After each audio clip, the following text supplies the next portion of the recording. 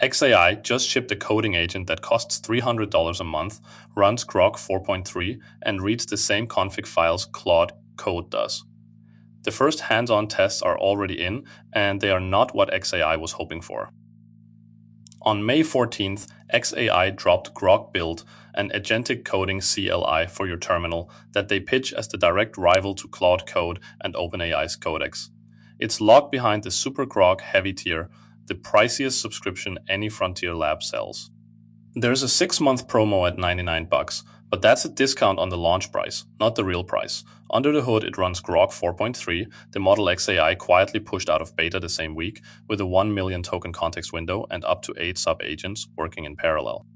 It reads agents.md files, it supports MCP servers, it even loads Anthropic skills out of the box, which is the part you should pay attention to. Because what we have here is xAI looking at Claude Code, the 18-month-old market leader, and copying the entire interface. Here's the install command. They ship one curl line, pipe it to bash. The cross-vendor compatibility story is genuinely impressive.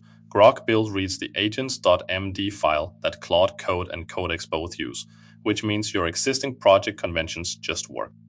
It runs your MCP servers without modification. It loads skills from the same folder. Anthropic's tools look in xAI's pitch is that you can drop Grok Build into your existing setup, type one command, and your coding agent is now powered by Grok 4.3 instead of Claude.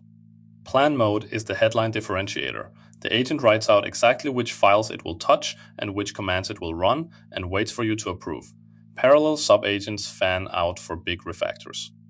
Headless mode runs the whole thing inside a continuous integration pipeline with no terminal attached. That's the marketing.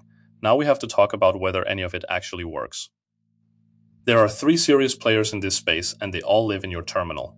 Anthropic's Claude Code has had 18 months in the market and the lead in benchmark scores. Opus 4.7 hits 87.6% on SWE bench, verified plus xAI effort, and an ultra review command shipped last month. Pricing is $20 on Pro, $100 on Mac. Codex from OpenAI runs GPT 5.5, scores 82.7% on terminal bench, and ships open source in Rust with work trees and parallel cloud environments baked in. Pro is $20 a month, $200 on the higher tier. And then there's Grok Build. Locked subscription, early beta, sells for the price of 15 Claude Pro seats. The model underneath is Grok 4.3, xAI, retired Grok, Code Fast 1, Grok 4 Fast, and Grok 4 all together 5 days before launch. Everything routes through the new model now. The numbers on Grok 4.3 are actually pretty good in isolation. 1 million token context, $1.25 per million input tokens, $2.50 per million output, up to 8 sub-agents per session. xAI puts it on their docs as, quote, strong, agentic tool calling with minimal hallucinations. Okay, so the first hands-on tests started landing this week, and the results are awkward. Someone ran Grok Build through the kind of tasks indie hackers actually throw at their coding agents. First test was a browser OS clone, basically the developer's equivalent of asking the agent to recreate a desktop with multiple apps inside it, plus a 3D game embedded. The speed report was, quote, incredibly quick, and that's been consistent across early testers. The new tool feels fast in a way the older agents sometimes don't, but here's where it gets uncomfortable. The tester tried to switch into plan mode, the headline feature, and it just didn't engage. The system started writing files immediately. It took a retry before plan mode actually activated. The marketing says plan mode is the differentiator. The reality is plan mode is broken in a way that's pretty embarrassing for an early beta at this price. The multimodal stuff is where the new system actually punches above its weight. One tester pushed it through a C++ skateboarding game with a retro California boardwalk look. The first build came out as a sand-colored blob, basically unplayable. So they screenshot the game window, dragged the image into the terminal, and asked Grok to fix it. The agent looked at the screenshot, identified that everything was monochrome, and reskinned the entire scene. Same trick worked on a low-poly flight simulator over a stylized landscape. The plain model came out, quote, surprisingly the best they had ever seen from an agent in this kind of test. So multimodal coding actually works. The other reality check is web search. The agent tried to fetch a current CDN link for 3JS during one of the tests, and the web search just failed silently. The model has search baked in via a separate 4.20 multi-agent route, but in beta, it is flaky, and the sub-agent system that is supposed to parallelize work. It does spawn agents, but early testers caught it reading files from completely unrelated previous projects. Mid-task, the 8-agent fan-out works, but the routing layer between them is not yet reliable. Architecturally, Grok Build is interesting. It bundles a few things the other terminal agents do not. Native ACP, the Agent Client Protocol, is built in rather than bolted on via plugins. That means the new tool can orchestrate other coding agents, including Claude Code itself, as workers.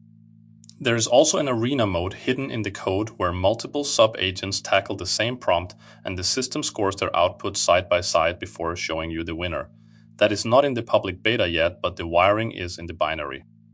A marketplace tab is documented for installing third-party plugins, hooks, and skills, and xAI is pitching it as the way teams share capabilities.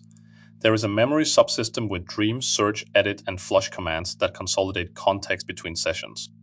None of the other agent harnesses do that. If you have a SuperGrok heavy seat and you want to try it, the install is genuinely one line. Run the curl command, hit Shift-Tab to cycle between plan write and always approve modes. Set your API key as an environment variable for headless runs. Type /feedback inside the CLI to send bugs and requests straight to the team, which is how you know the beta still depends on early users to flag what's broken. Where this sits in the wider release window matters.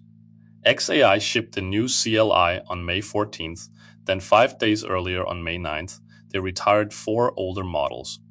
Grok 4, Grok 4 Fast, Grok 4.1 Fast, and Grok Code Fast. 1 are gone. Everything routes through the new unified model now. The retirement is on the docs page with a redirect, so old API calls keep working at the same pricing. Meanwhile, the public beta opened beyond the original gated tier within a week of launch. Elon posted, quote, "Try this early Grok build, anything beta, and let us know what to improve." That tells you something about how confident xAI is that the product is ready. They needed bug reports. Here is what is actually going on. xAI is not winning on coding quality. They are losing it, and the benchmarks make that obvious. So why aim the priciest agent in the market at the segment Anthropic dominates? Because the actual fight is not about who writes better React components this month. It is about who controls the harness the next generation of developers learns first. xAI just signed up for the convention's Arrival build, which is the smart move when you're behind on raw quality. If you are an indie hacker shipping today, stay on the current leader. The maturity gap is real. If you like watching new platforms form in real time, the new entrant is the one to track. But the part nobody's talking about yet is what Grok 5 does to this picture. xAI is training it on Colossus 2 right now.